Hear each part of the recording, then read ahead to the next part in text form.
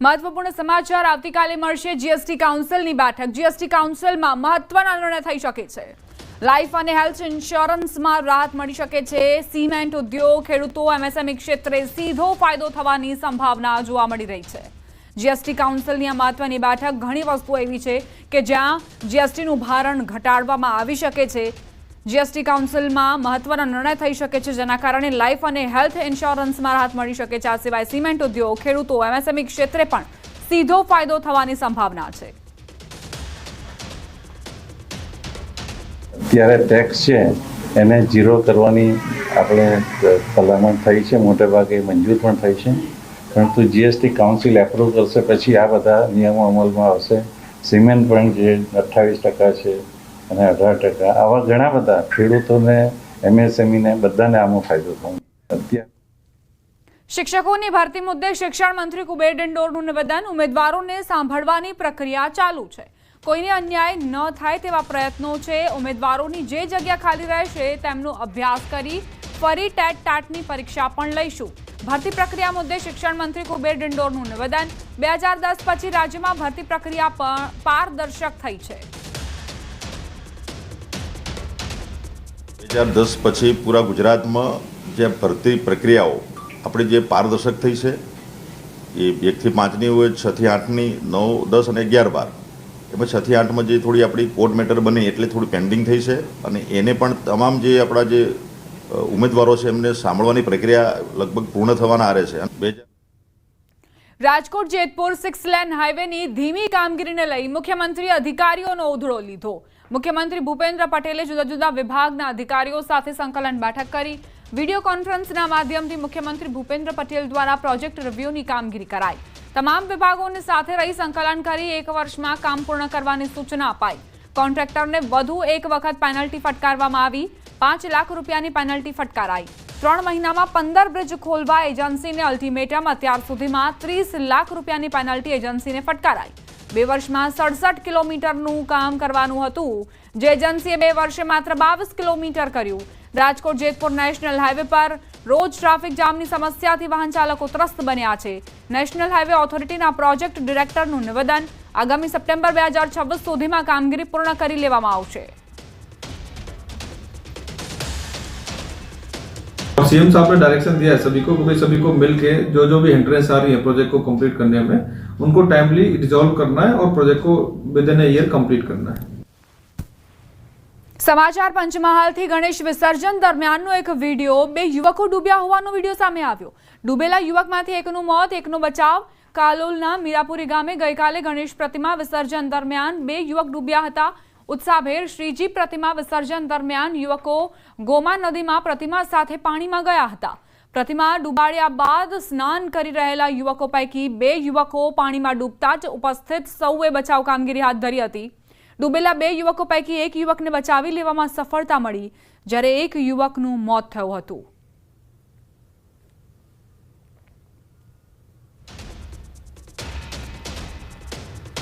તો ગણેશ વિસર્જન સમયે કઈ રીતે 2 યુવકો ડૂબ્યા તેનો વિડીયો પણ સામે આવ્યો છે। જોકે ત્યાં હાજર લોકોએ એક યુવકને તાત્કાલિક બચાવી લીધો, પરંતુ બીજો યુવક જે મોતને ભેટ્યો છે।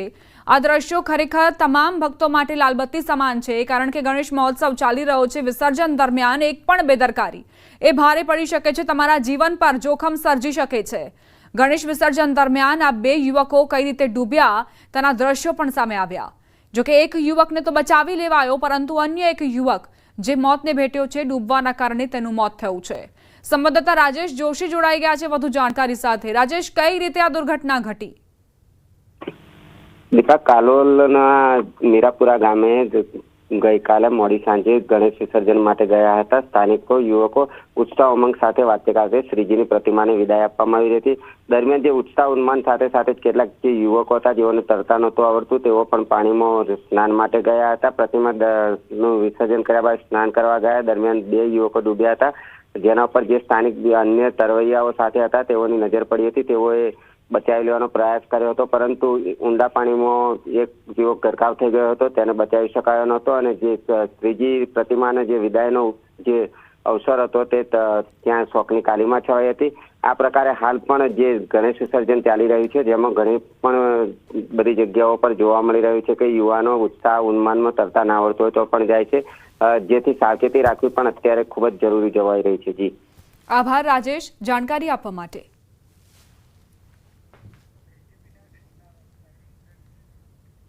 સમાચાર અમદાવાદથી નારોલ વિસ્તારમાં ફાયરિંગની ઘટના બની. પ્રેમીએ પ્રેમિકા પર ફાયરિંગ કર્યાની પ્રાથમિક વિગત સામે આવી. ફાયરિંગમાં પ્રેમિકાને સામાન્ય ઈજા પહોંચી. પોલીસે આરોપીની ધરપકડ કરી. નારોલ પોલીસે સમગ્ર ઘટનાને લઈ વધુ તપાસ શરૂ કરી છે.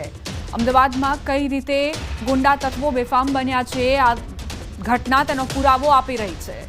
એક વિસ્તાર નારોલ વિસ્તાર જ્યાં ફાયરિંગની ઘટના બની. પ્રેમીએ પ્રેમિકા પર ફાયરિંગ કરી તેવી પ્રાથમિક વિગત પ્રાપ્ત થઈ છે. આ પ્રેમીને કાયદો વ્યવસ્થાનો કોઈ જ ડર ન હતો. તેણે પોતાની પ્રેમિકા પર ફાયરિંગ કરી લીધું. જોકે પોલીસે આરોપીની ધરપકડ કરી લીધી છે. નારોલ પોલીસે સમગ્ર ઘટનાને લઈને આગળની તપાસ હાથ ધરી છે કે આખરે આ પ્રેમી કેમ વિફર્યો હતો અને તેણે કેમ ફાયરિંગ કર્યું, પ્રેમિકાને જ કેમ શિકાર બનાવી.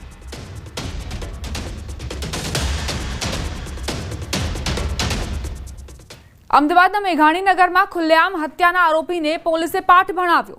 આરોપીને ક્રાઇમ બ્રાન્ચ ઘટના સ્થળે લઈ ગઈ અને રિકન્સ્ટ્રક્શન કર્યું. કાગડાપીઠ પોલીસ સ્ટેશનમાં અપહરણની ફરિયાદ નોંધાઈ હતી. અપહરણ કર્યા બાદ મૃતકને મેઘાણીનગરમાં આવેલ પટણીનગર પાસે માર મરાયો હતો. લાકડી ધારિયા જેવા હથિયાર સાથે આરોપી પર હુમલો કર્યો હતો. ક્રાઇમ બ્રાન્ચ દ્વારા સફલ 3 માર્કેટ કે જ્યાંથી મૃતકનું અપહરણ થયું હતું ત્યાં આરોપીને લઈ જવાયા હતા અને ત્યાંથી આરોપીને પટણીનગર ખાતે લાવીને રિકન્સ્ટ્રક્શન કર્યું હતું.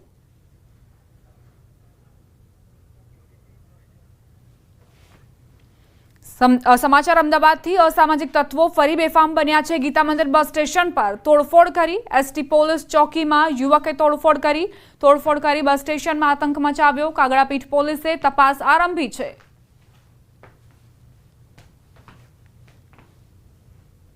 કોઈ અજાણ્યા ઈસમે બહાર ગાડાગાડી કરી અને આ ચોકીના ડોર ઉપર લાતો મારેલી હતી, જેના કારણે છે એ એક કાચ છે તૂટેલો હતો. આ બાબતે છે એ તાત્કાલિક સરકાર તરફે છે એ નુકસાનીની, ગાડાગાડીની અને પબ્લિક પ્રોપર્ટી ડેમેજ એક્ટની કલમ 3 મુજબ ધોરણસરનો ગુનો દાખલ કરેલો છે. વલસાડમાં થયેલી 11 લાખની ચોરીનો ભેદ ઉકેલાયો. વલસાડ જિલ્લા પોલીસે મહારાષ્ટ્રના મુંબઈના કલ્યાણથી એક આરોપીને ઝડપી સળિયા પાછળ ધકેલી દીધો છે. જોકે પોલીસના હાથે જે ચોર લાગ્યો છે તે કોઈ સામાન્ય નહીં, પરંતુ તેણે એકલા હાથે અત્યાર સુધી ગુજરાતની સાથે આંધ્રપ્રદેશ, તેલંગાણા રાજ્યની પોલીસને પણ દોડતી કરી હતી. બંધ ફ્લેટનો દરવાજો તોડી 4.95 લાખ રૂપિયા રોકડ અને 6.16 લાખની કિંમતના સોના ચાંદીના દાગીના મળી 11 લાખની ચોરી કરીને આરોપી પલાયન થઈ ગયો હતો. ત્યારબાદ પોલીસે તપાસનો ધમધમાટ તેજ કરતા મુંબઈના કલ્યાણ વિસ્તારમાંથી આરોપીને સકંજામાં લઈ લીધો.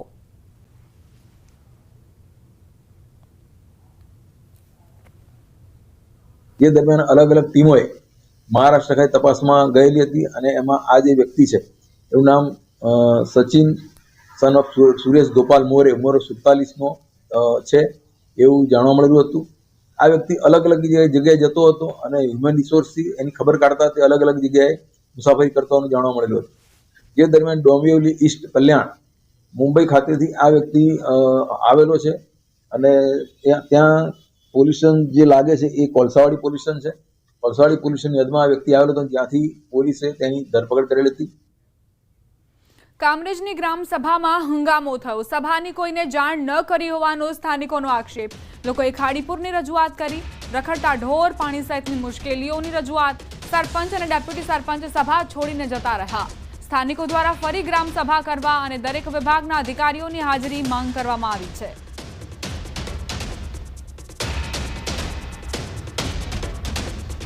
કામરેજમાં ખાસ ગ્રામસભાનું આયોજન કરવામાં આવેલ હતું, જેમાં લોકો દ્વારા પ્રશ્નો ઉઠાવાતા ચાલુ ગ્રામસભામાંથી તમામ પદાધિકારીઓ અને અધિકારીઓ જતા રહેલા છે.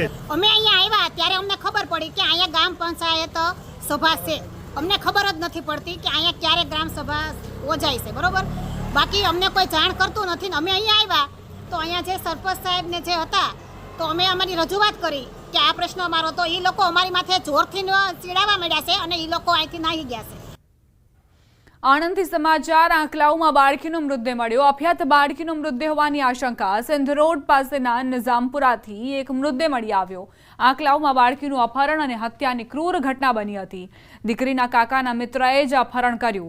હત્યાનો ભોગ બનનાર સગીર દીકરીના મૃતદેહના વિડીયો અને ફોટો આંકલાવમાં વાયરલ થયા. પ્રાપ્ત માહિતી અનુસાર આ મૃતદેહ નવાખલની 3 દિવસ પહેલા ગુમ થયેલી બાળકીનો હોવાની શક્યતાઓ છે. ન્યૂઝ 18 ગુજરાતી આ વિડીયોની પુષ્ટિ નથી કરતું.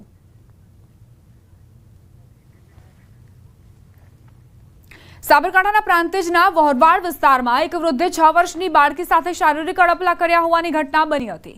પોલીસે લંપટ વૃદ્ધની ધરપકડ કરી. ઘટનાની વિગતવાર વાત કરીએ તો આ વૃદ્ધ વહોરવાડ વિસ્તારમાં કોલ્ડ ડ્રિંક્સ અને આઈસ ગોલા વેચે છે. તેણે 6 વર્ષની બાળકીની એકલતાનો લાભ લઈ તેને વારંવાર બહાના બતાવી પોતાના પાસે બોલાવી શારીરિક અડપલાઓ કર્યા. આવી હરકત કરતા બાળકી ડરી ગઈ હતી. બાળકીના માતા પિતાને બાળકીની હરકતો અજુગતી લાગતા તેને પૂછતા બાળકીએ સમગ્ર હકીકત જણાવી.